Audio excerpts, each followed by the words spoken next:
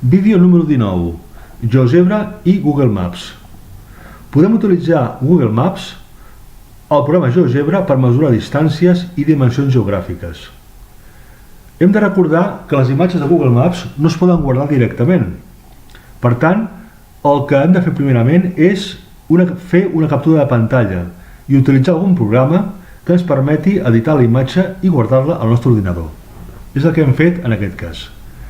Activem la icona imatge en aquest penúltim grup d'icones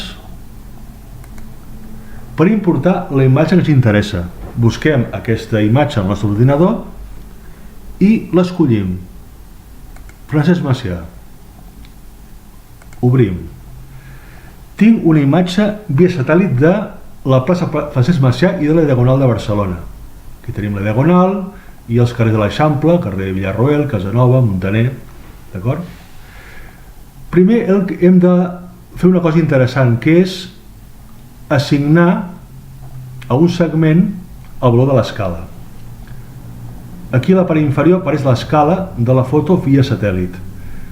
Vaig augmentar una mica el zoom per tenir una mica més, poder treballar millor. Augmento una mica també el zoom i aquí tinc l'escala. Ara el que farem serà activar l'eina segment. Pujo una miqueta més, activo la icona segment i li assignem un color vermell.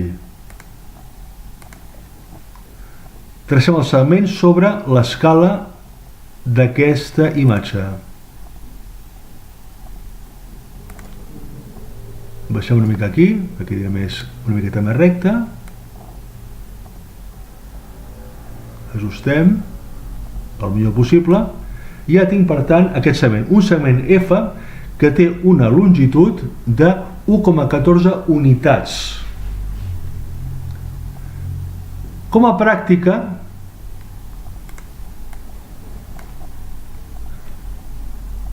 anem a trobar la distància que hi ha a línia recta entre el centre de la plaça Francesc Macià i la cruïlla entre Diagonal i el carrer Montaner, que estaria per aquí, per tant.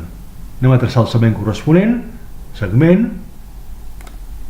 està ja en color vermell, ja hem fet el canvi abans, anem des del centre de Francesc Macià fins a la cruïlla amb el carrer Montaner, fins aquí aproximadament. Aquest segment té una longitud de 11 unitats. Mirem si ho tenim ben ajustat.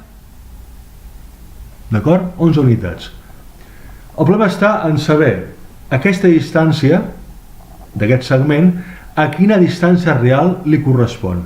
Per fer això haurem de fer un càlcul, que és el que veurem a continuació en el següent vídeo.